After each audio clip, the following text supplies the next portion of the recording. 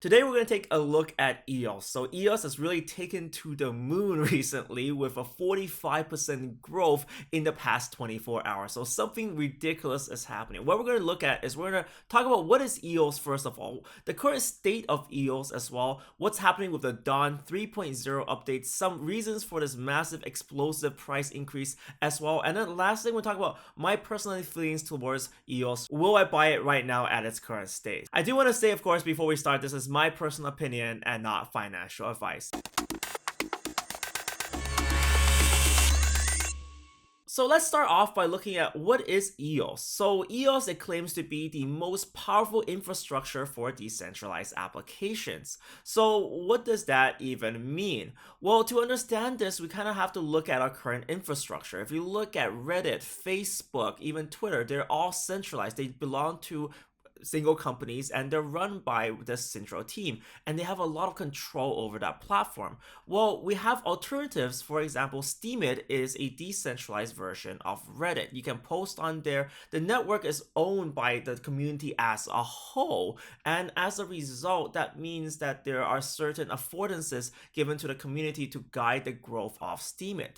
And that's what EOS is trying to do. It's providing the infrastructure so we can have more decentralized applications, even maybe a decentralized Twitter, or even build another decentralized Reddit on top. Because one of the guys behind EOS, he's Dan Larimer. He's the guy who built Steemit, and he's basically claiming, yeah, you know what? You can build Steemit on EOS, so it will provide the infrastructure, and you can probably easily build that without having to flesh out your own blockchain, without using like all those tools, developing it all yourself. EOS is gonna provide those tools for you. For example, they want to provide file storage, maybe user management, even the blockchain itself. You don't have to worry about all these technicalities of how to get maximum transactions per second. The EOS is going to do that for you, and when you build the app, you're going to just have to worry about what your app is trying to do. So that's kind of the core objective of EOS.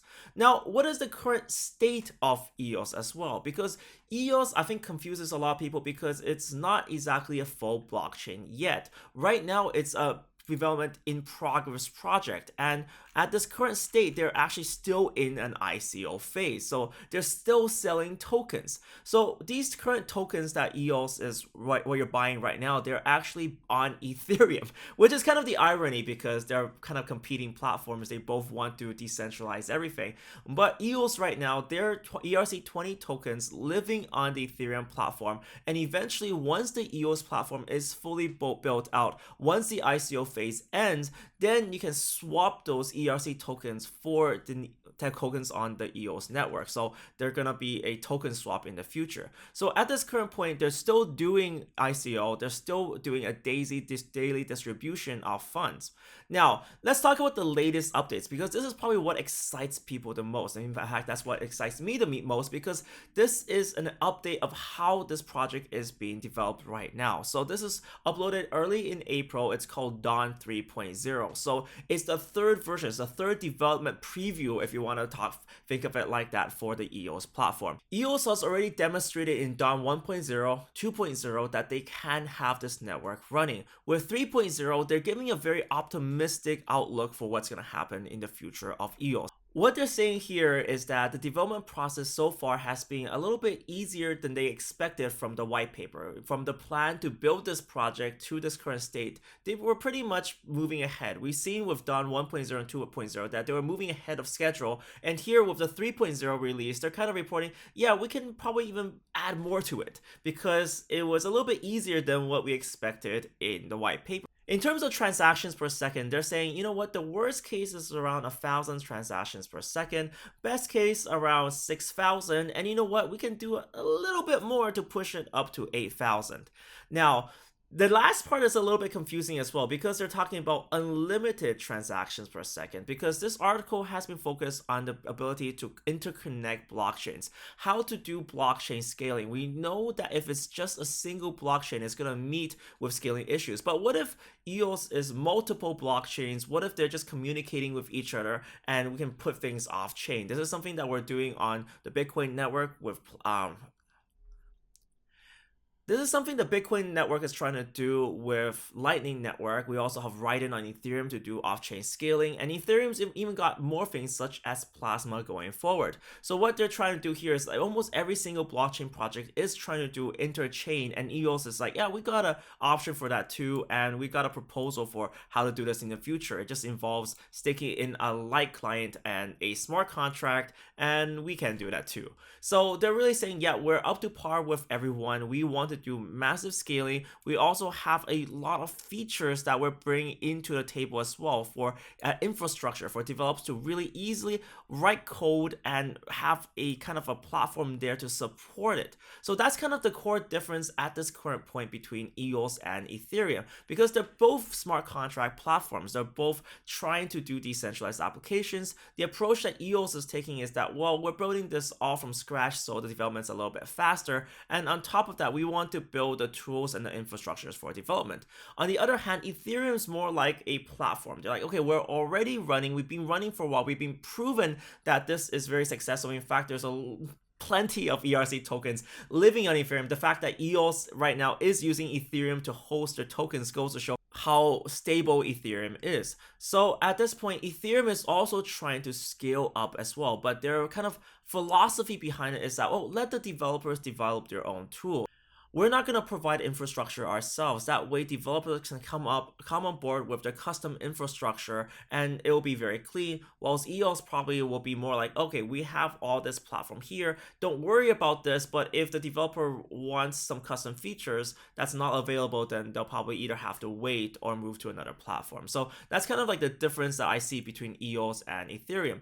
There are also probably other reasons for why EOS is going up a lot in price as well. They're trying to develop a new ecosystem. That's just something that Ethereum has successfully built over the past year or so. So EOS is saying, yeah, you know what? We're gonna try to inject money into incubator programs, almost up to 200 million for a joint partnership. This was recently announced by Block One.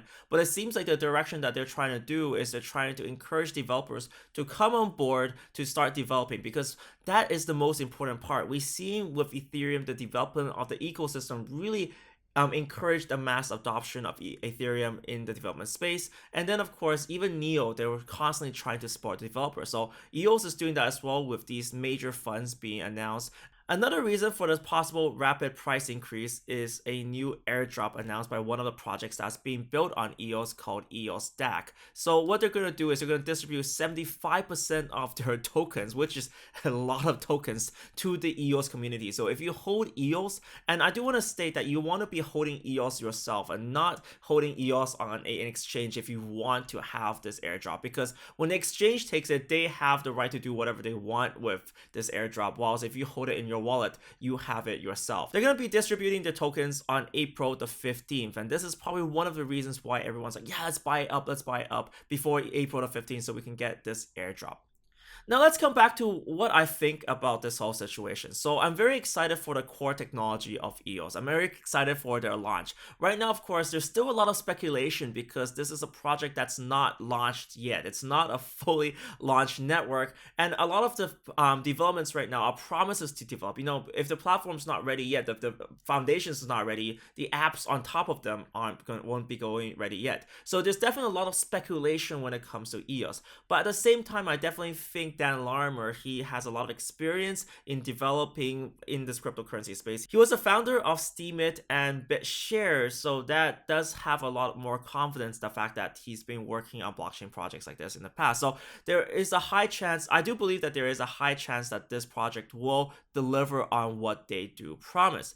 But that being said, of course, right now I do think the price has shot up a little bit too much for my taste. So I'm not going to exactly jump in at this current point. I feel like there's a lot of hype, especially related to the airdrop. And personally, I'm not too interested in the airdrop for EOS DAC, but I'm more interested in the EOS platform itself. I feel like the platform itself has a huge amount of potential, and right now the premium that I'm paying for it is going to be a little bit too much. So I'm going to wait until after the airdrop, then I'm going to see a nice point of entry for me. I do believe that the project can deliver, and I'm excited for the product launch in June. What do you guys think of EOS? I mean, EOS has a lot of people who love it and a lot of people who hate it. What do you guys think? Where are you on the line? Do you think that they can deliver on the product that they promised? Or do you think that all the features that they promised might be delayed a little bit because they might not really meet those exact standards at the time of launch?